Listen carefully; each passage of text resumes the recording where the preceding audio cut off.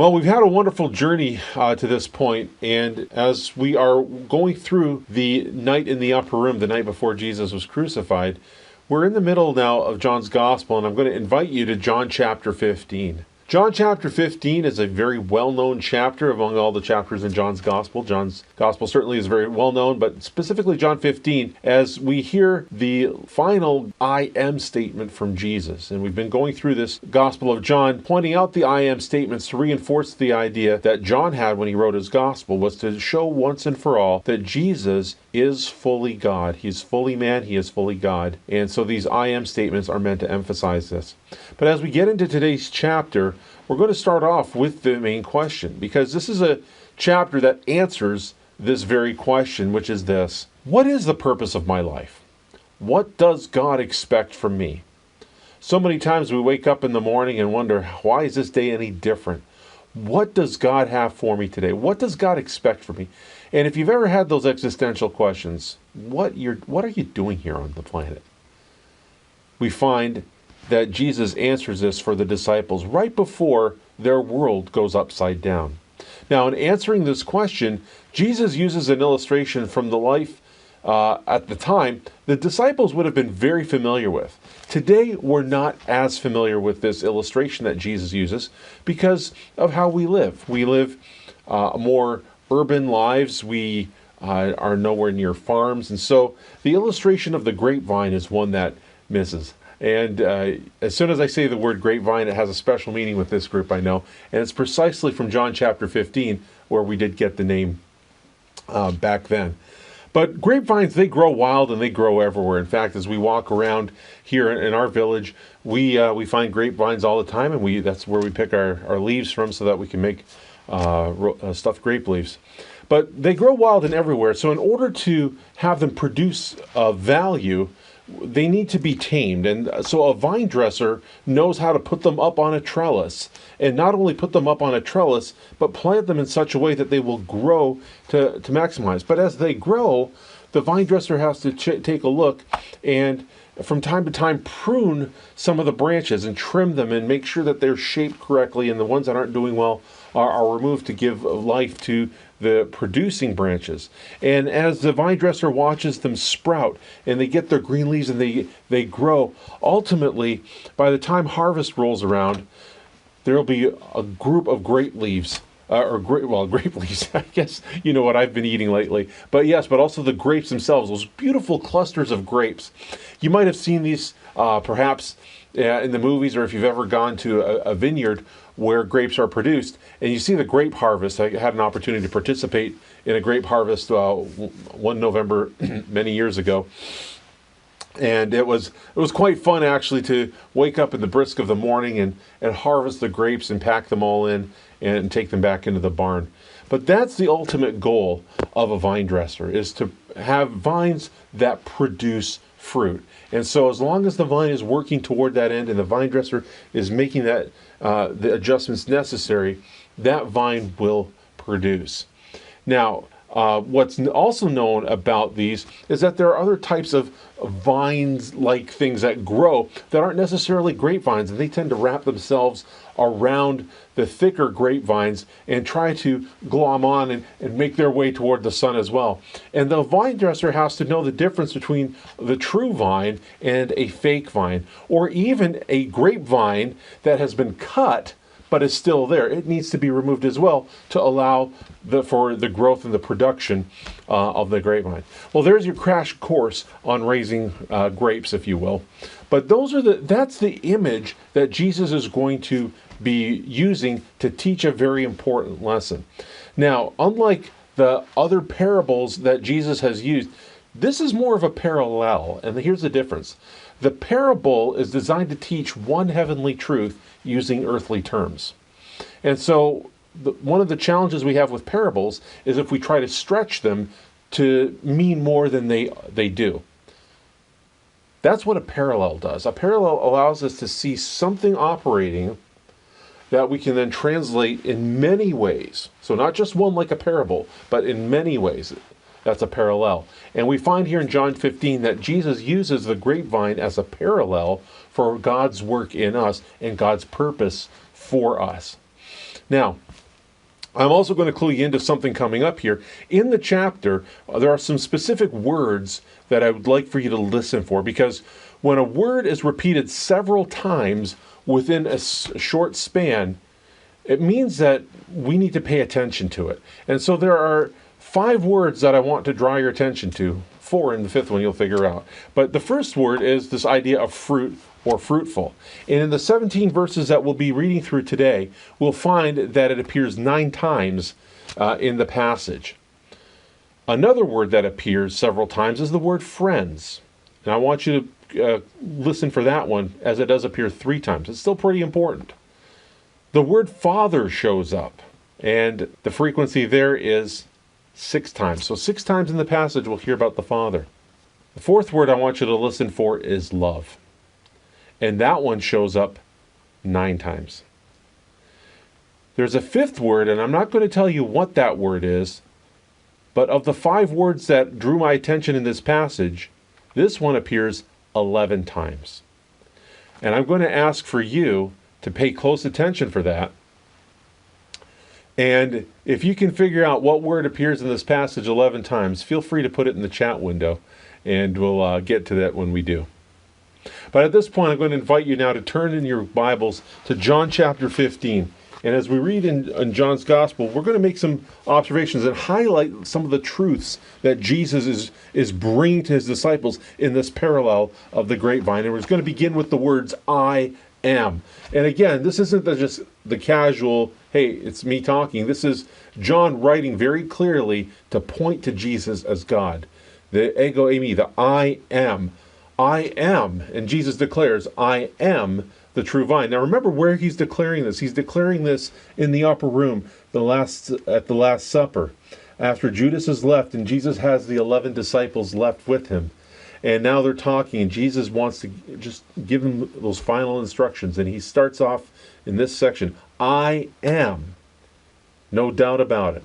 I am the true vine. And he goes on to say, okay, now this is how the parallel is going to unfold. I am the true vine, and my Father is the gardener, or the vine dresser, as you might have in your translation. He cuts off every branch in me that bears no fruit, while every branch that does bear fruit, he prunes it so that it will be even more fruitful. You are already clean because of the word I have spoken to you. And so you see here, as Jesus is opening up this section here, is appealing to their knowledge of grapevines, how they grow, what they do, how they're managed.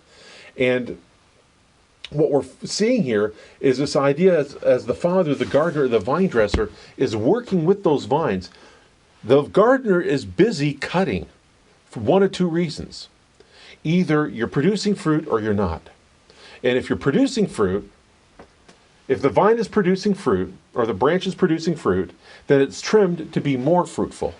But if it's not producing fruit, it's removed from the branch, so that no more vitality from the vine goes into that branch. Instead, that vitality can be passed on to the fruitful branch.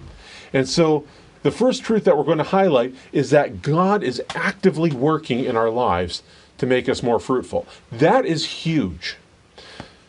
If you've grown up in the church, you've heard about some of these wonderful men and women of the faith who have done such mighty things for God. And you have to look and say, wow, they must have a really good connection to God. Yes, they do, because Jesus describes it here as being connected to the true vine. Their connection to the true vine, to that source of vitality, was so important that that's how those big things were accomplished. Not because those people themselves were in and of themselves amazing, although they are remarkable people, I don't want to minimize that, but rather it is God who is working. You see, when you take this, and this is why it's a parallel, not a parable, is when we take that notion of a grapevine, where does it draw the nutrients from? It draws it from the soil where it's planted, and how the gardener feeds it with the fertilizers and the water, and how that's drawn up through the vine to the connected branches. And unless a branch maintains its connection to that true vine, it cannot be fed. And so that is where we have to draw our eyes to, which is the gardener, God, who is actively working in our lives to make us more fruitful, whether it's by supplying the nutrients or whether it's trimming the unfruitful parts of our branch so that the parts of our branch that produce fruit can be even more fruitful. But you see, it is ultimately a work of God. And that's why we have to be careful. Whether we look at a person and say, wow, they're such an amazing person of God.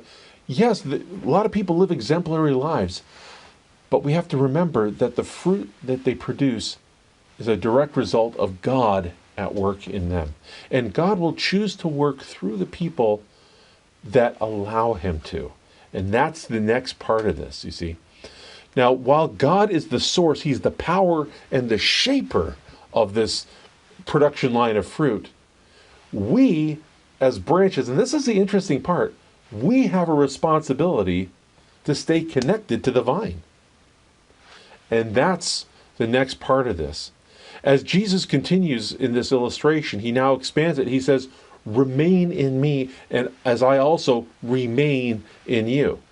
And then he goes on with the biological obviousness here. No branch can bear fruit by itself. It must remain in the vine. Neither can you bear fruit unless you remain in me. And to make it even more clear than Jesus says in verse 5, I am the vine. Again, there's that ego eimi. I am. You are the branches. If you remain in me and I in you, you will bear much fruit. Apart from me, you can do nothing. Now again, the obvious, once a branch is severed from the vine, it can no longer draw the nutrients. It will not produce fruit. But did you see the language there in verse 5? That says, if you remain in me and I remain in you. Where have we seen that language before? We saw that last week when we talked about the Trinity, about God in three persons, how the Father remains in the Son and the Son in the Father. And so what Jesus is inviting us to is a relationship with him, just as the Trinity itself is modeled for us in perfect community. Wow. Do you see what Jesus is inviting us to?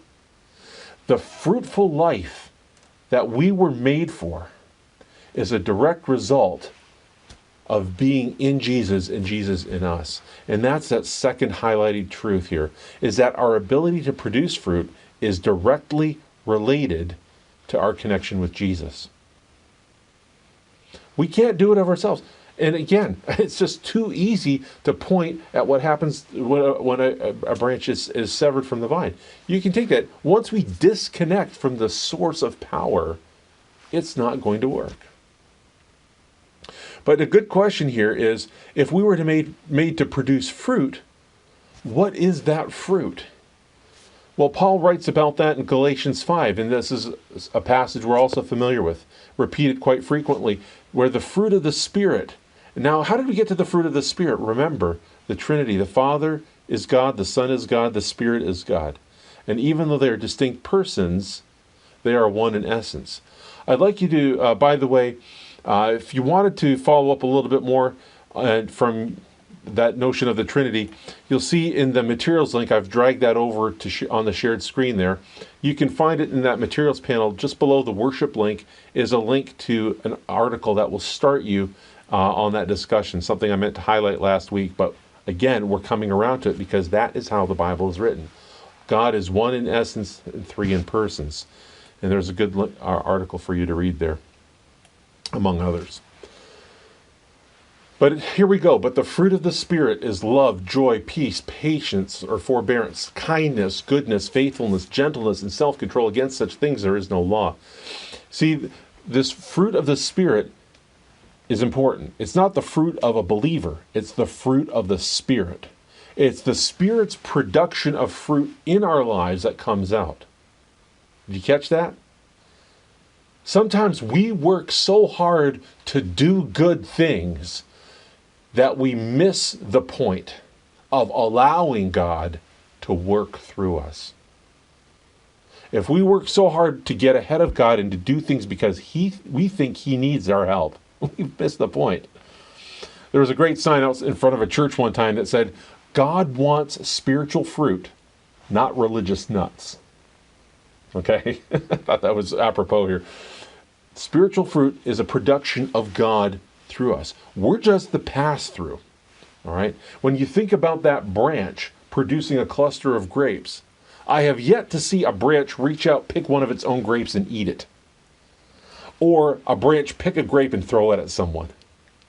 The branch simply is there. It's part of the work that's going on from the root system through the vine and down to the grape. You with me on that? Be careful on that. You don't have to work so hard to produce fruit. You have to work hard to remain in Jesus and Jesus remain in you. Because he follows this up now with a warning, saying this, that if you do not remain in me, you're like a branch that is thrown away and withers. Such branches are picked up, thrown into the fire, and burned. If you remain in me and my words remain in you, ask whatever you wish and it will be done for you. This is to my Father's glory, that you bear much fruit, showing yourselves to be my disciples.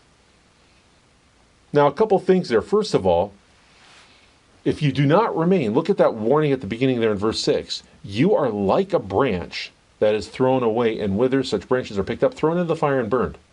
So here's the thing. One way or another, you're going to produce something that's beneficial to people around you. You're either going to produce fruit in season, which is interesting to think about. Producing fruit in season means that you're not 100% fruitful all the time. There are going to be seasons where you're not producing fruit. That's just the nature of a branch. It's not fruitful all the time. But in the season and by the will of God, it produces fruit at the appointed time. If you're not producing fruit, what will you produce?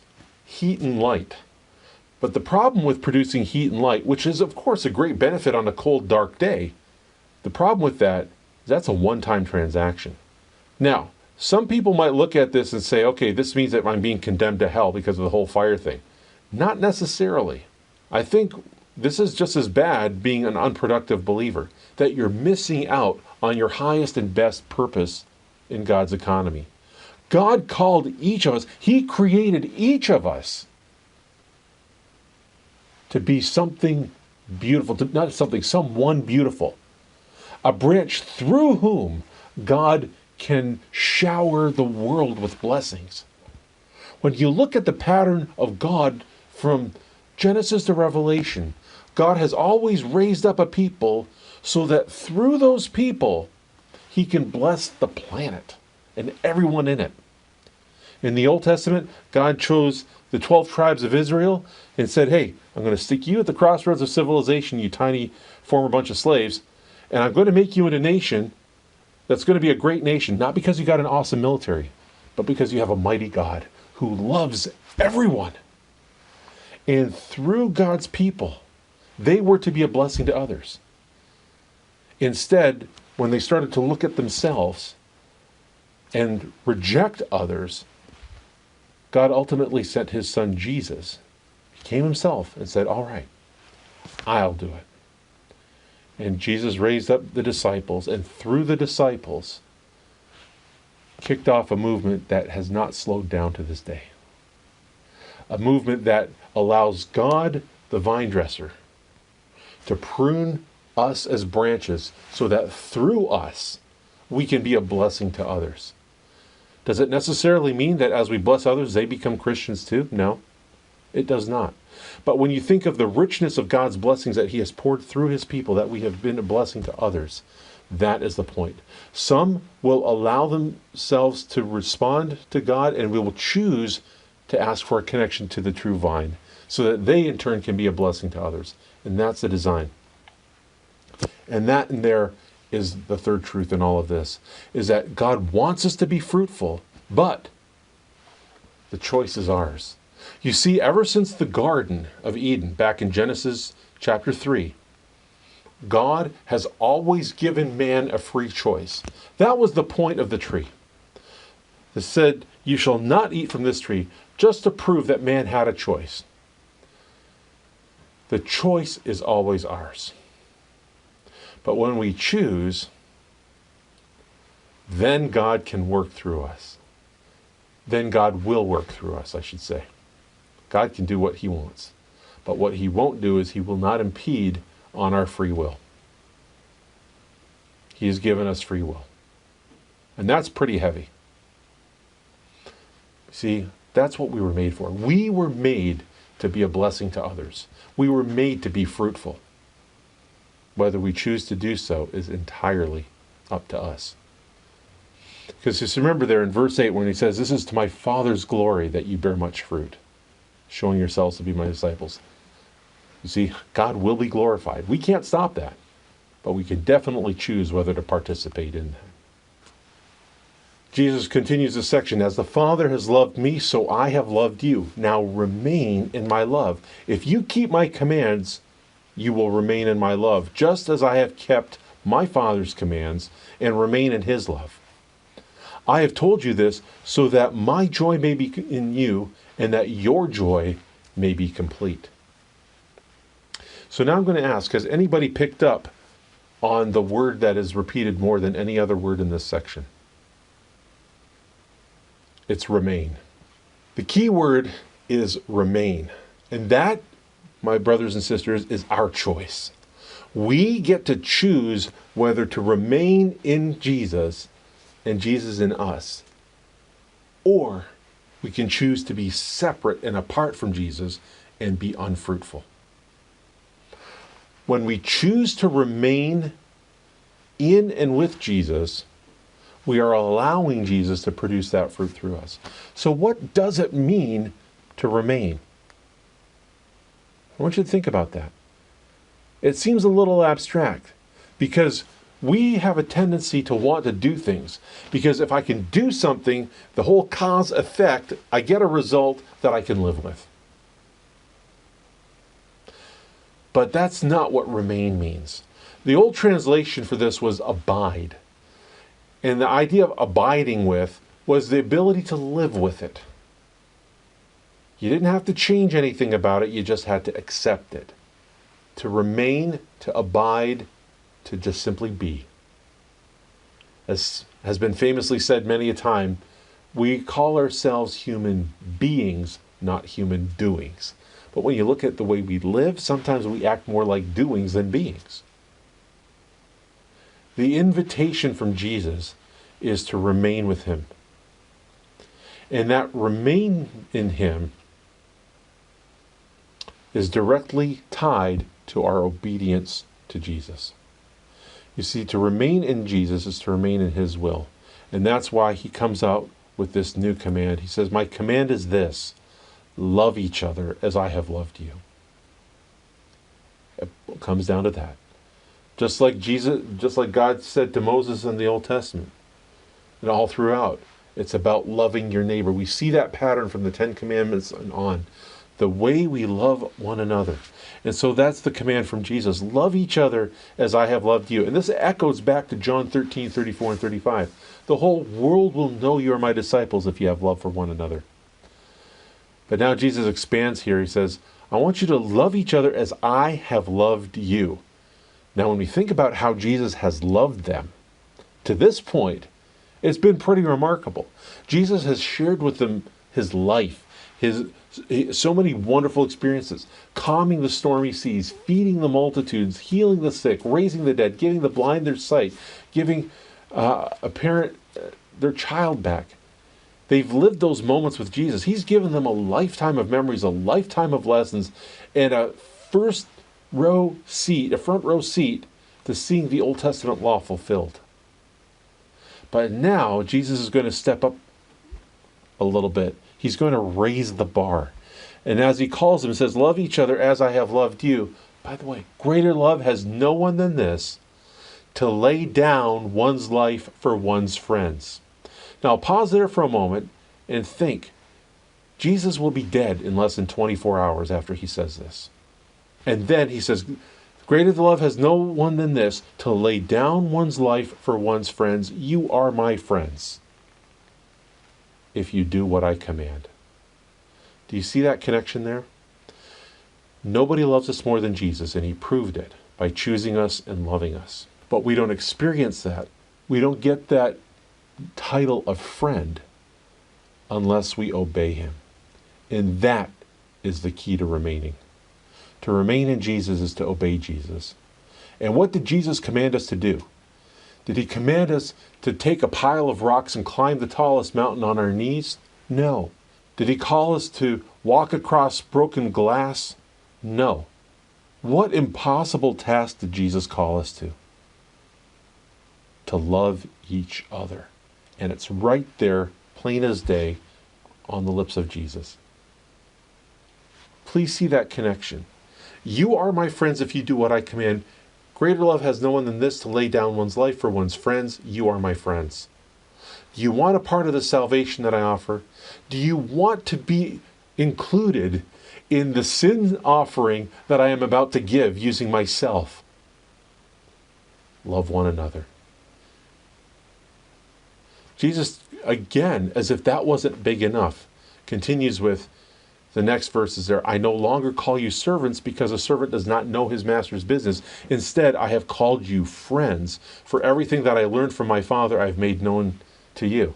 And that's what you would expect. Friends share their lives together. They talk about things together.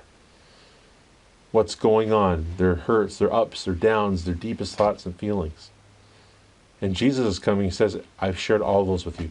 You are my friends. And you'll continue to be my friends if you love one another. And Jesus being the ultimate friend, and I don't want to say that in a demeaning or a diminishing way at all, because Jesus, don't forget, even though we can say he's our friend, he's also our first brother, and he is also fully God. So when I say that Jesus is our friend and we are Jesus' friends, I do not want to minimize the majesty, the authority, or the glory of Jesus. But I say that to emphasize the intimacy that Jesus invites us to. Even though he is transcendent and above all, and is in no way, he's just so other than, and yet he is also so immanent, so connected with us, and so intimately so. You see, let me say it again. Jesus loves us, and he proves it by choosing us and loving us. And Jesus will say it again as we wrap up this section. He says, you did not choose me, but I chose you and appointed you so that you might go and bear fruit, fruit that will last. And so that whatever you ask in my name, the Father will give you. This is my command, love each other. And so as he summarizes this section, he reminds them. He reminds his disciples then, and he reminds us as his disciples today, that we were chosen to be fruitful. That is our destiny. That is our reason for being, is to be fruitful. And not just a passing fruit. It says there are fruit that will last. A fruit that will continue to go on living. Not because me as a branch is such an amazing fruit producer. No. It's me as a branch choosing to remain in Jesus so that I can be connected to the true vine, so that God can work his fullest purpose through me to be a blessing to those around me. It's funny, we were debating this. Somebody says, you are not that important. Well, my brother wisely pointed out, says, you are not as important as your ego might lead you to believe. But you are important. But not to the point where we can be full of ourselves. No branch can brag about bearing fruit. Its job is simply to connect the source to the fruit. And so that is cause for humility, that we can remain humble. And that's cause for great joy and celebration that we got to be part of an amazing process. And so here's the final thought. How shall we then live? Brothers and sisters, no matter how you choose, God made you to produce something of value. God made you to produce something of value. What's it going to be? That's up to you. Are you going to allow God to produce fruit through you and as an ongoing blessing for the days of your lives? Or are you going to be the fire? Are you just going to feed the fire, one shot, done? You can't re-burn a branch. One-time use. One-time use in the fire, ongoing use by a loving Father, by remaining in Jesus and bearing fruit. And the key to that, how you produce, depends on where you remain. That's the question that has to be answered. Will you remain in Jesus?